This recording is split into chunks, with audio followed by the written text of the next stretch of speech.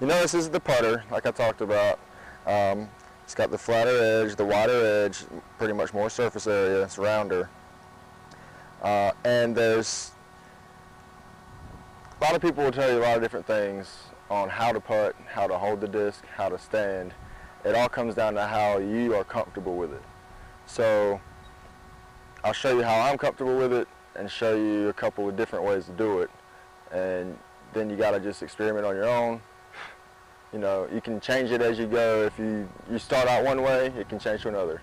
It's the beauty of it, you know, just get there however you are comfortable with it. So I do what's pretty much known as a fan grip. I just hold the disc, see my fingers are out. I keep my pointer finger on the lip, not out here on top, but just kind of under it, because when I release the disc, I want to be pointing to the basket.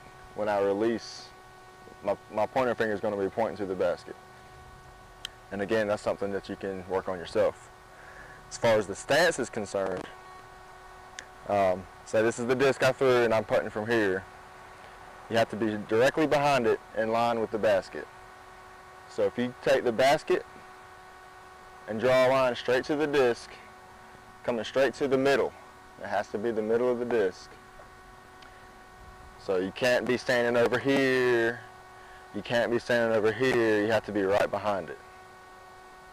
You also get, in the PDGA rules, you get almost a foot behind the disc to stand back if you want. You know, you can learn more about the PDGA rules on the web. But I basically almost have my foot, it's not pointed straight at the basket, but it's pretty much pointed at the basket. So my body's kind of in line this way. And, you know, you just want to kind of point to the basket. Some people like to do a couple of practice strokes before they throw. Some people like to just step up to the disc and just step up. They'll just set themselves and they'll just throw. You know, your discretion, however you feel comfortable. However you practice, you want to practice how you're going to be playing. So, just going to come up, kind of come straight in from your body and straight out if you're standing this way. Straight back, straight forward. And I missed, but you know, that's all right. Another way of standing is called a straddle putt. You have to have one foot behind the disc at all times when you're putting.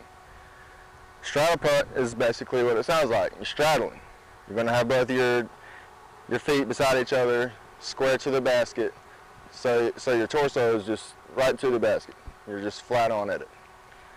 And from here, you don't have as much backswing, so you're also not losing a lot of discretion this way. So all you can focus on is going straight in and straight out. That's all you can do really. And you don't have as much power behind it, so you tend to not overthrow it as much either. Then the various ways of holding it, you know, I did my fan grip. Some people put all their fingers behind here. Some people even do what's called a turbo putt, which is where you put your thumb on the bottom, have your fingers like this, and you basically almost throw it like a baseball, but you're spinning your fingers off of the lip. I don't recommend throwing that way, but some people do it all the time. Again, it's your discretion. If you feel like that's what you got to do, that's what you got to do.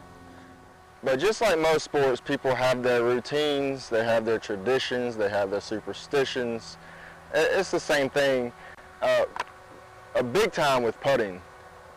You know, some people they'll walk up to the lie the same way. They'll do this first before they put their disc in their hand. They'll do whatever they do in practice, and they'll just keep it down to the basics.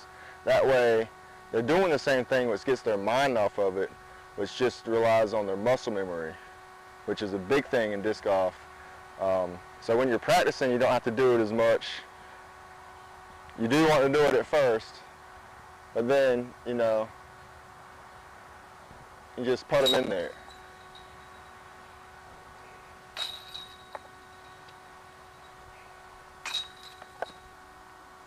So basically what I'm doing, even though I'm not going through my routine through all these discs, you know, I got my muscle memory going.